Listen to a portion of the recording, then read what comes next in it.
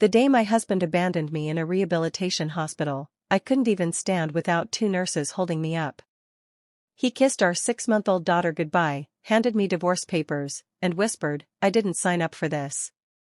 2 years later, after I fought through pain to walk again, that same man dragged me into court to take my daughter away. My name is Natalie. I'm 33 years old, and if you'd asked me back then what hurt more, the accident or my husband's betrayal, I wouldn't have known how to answer. Before everything fell apart, we had what looked like a perfect life. My husband, Ryan, was charming, ambitious, and everyone loved him. When our daughter Lily was born, he cried as he held her. "I'll protect you forever," he promised. I believed him. 6 months later, I was driving home after picking Lily up from my mother's house. A speeding truck ran a red light. The impact crushed the driver's side of my car. I remember hearing Lily cry. Then everything went black. When I woke up, I couldn't move my legs. The doctor stood beside my bed. "Natalie, your spinal cord was severely injured." My heart stopped. "Will I walk again?" He hesitated. "We honestly don't know." Ryan squeezed my hand. "We'll get through this." For a few weeks, he kept his promise. Then he started visiting less often. Work was always the excuse. "I'm exhausted. I have meetings. The commute is difficult." Soon, days passed without seeing him.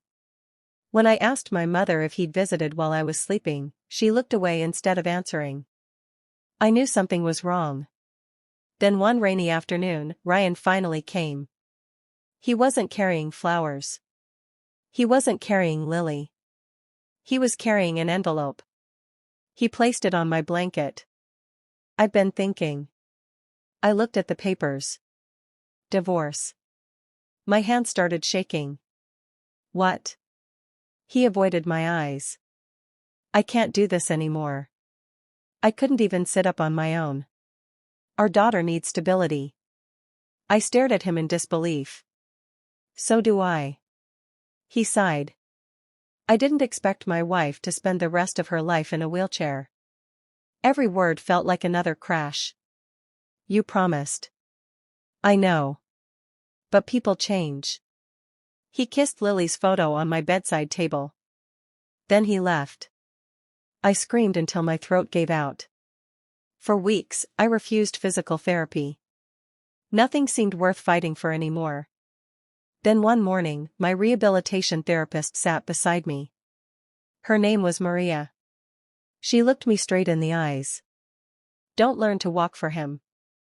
I stayed silent. "Learn to walk because your daughter deserves to see how strong her mother really is." Something inside me shifted. That afternoon, I took my first painful step between the parallel bars. Then another. Then another. Every movement felt like fire shooting through my body. I cried almost every session. But I never stopped. Meanwhile, Ryan disappeared. He rarely called.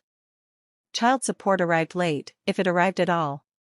When Lily turned 1, he didn't even send a birthday card. Instead, I heard through mutual friends that he'd started dating a fitness influencer named Ashley. Apparently, she'd been posting photos with him only weeks after our separation. That realization crushed me. Had he already moved on before abandoning us? 2 years passed.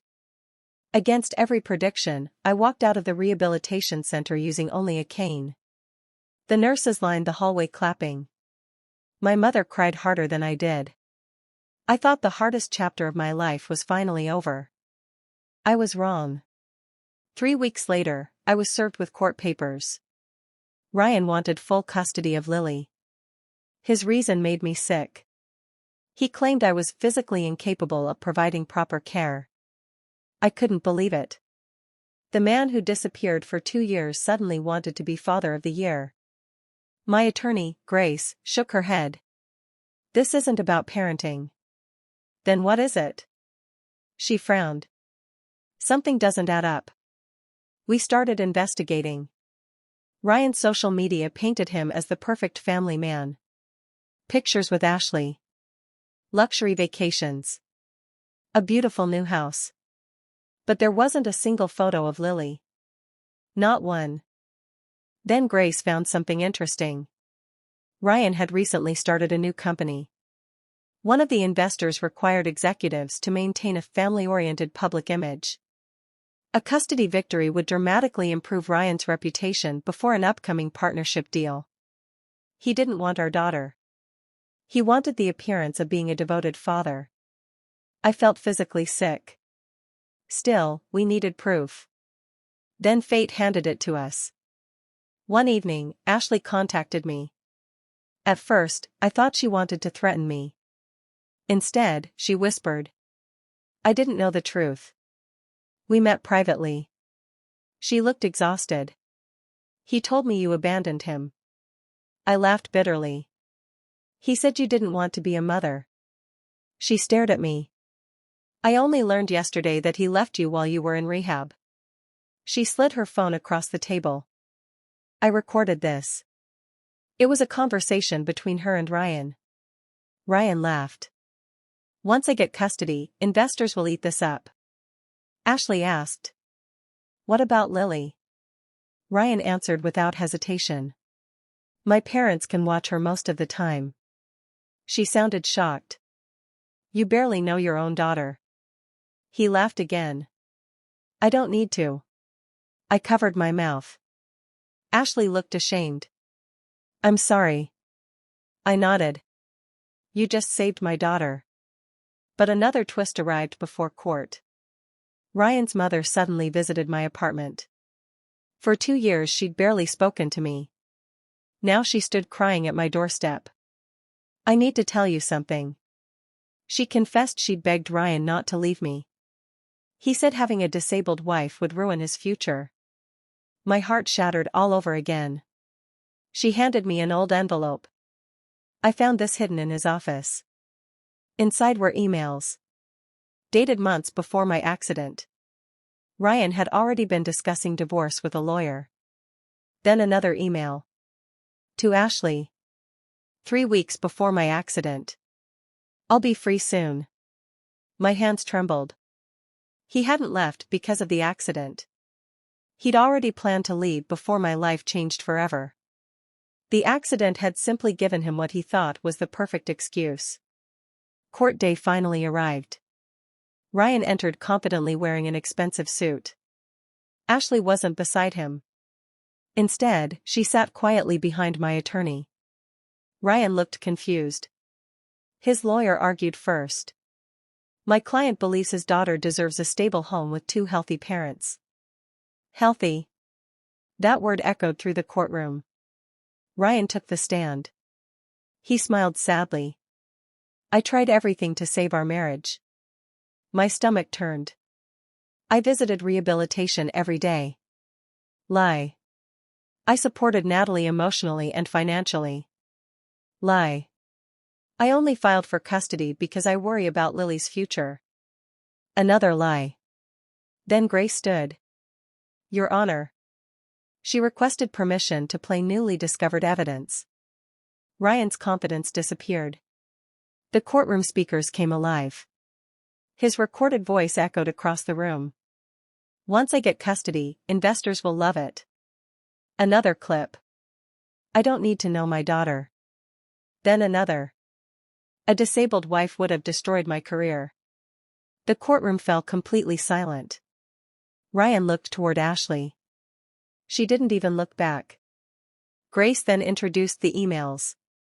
The judge slowly read their dates. Months before my accident. Ryan's attorney looked stunned. You never disclosed these. Ryan whispered. But he had no explanation. Then the biggest twist came from someone nobody expected. Ryan's own mother asked to testify. She walked slowly to the witness stand. I raised my son. Tears rolled down her face. And today, I'm ashamed of him. She admitted she'd watched him abandon us. She admitted she'd begged him to stay. She even admitted he'd refused to visit Lily because babies aren't fun. Ryan buried his face in his hands. His entire image collapsed.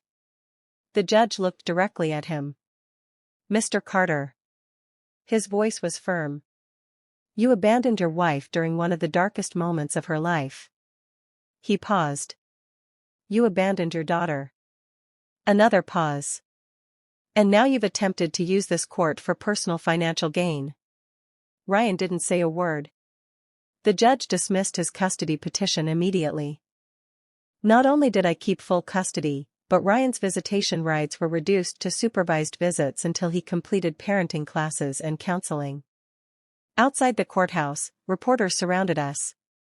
Ryan tried hiding behind his lawyer. Nobody wanted his comments anymore. They wanted the truth. Within weeks, news of the case spread through his business circles. The investment partnership he had been chasing quietly disappeared. Several board members resigned. His carefully built image collapsed faster than he ever imagined. Months later, I received one final letter from Ryan. "I never thought you'd become this strong." I smiled sadly. He still didn't understand. Strength wasn't something I became after he left. It was something I discovered because he left. Last spring, Lily and I participated in a charity walk supporting spinal injury survivors. Thousands of people filled the streets.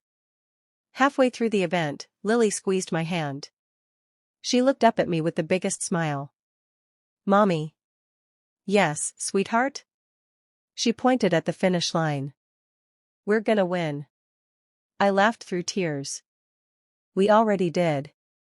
Because the man who abandoned me while I learned to walk again believed I would never stand without him. What he never realized was that every painful step I took wasn't carrying me back to the life I'd lost.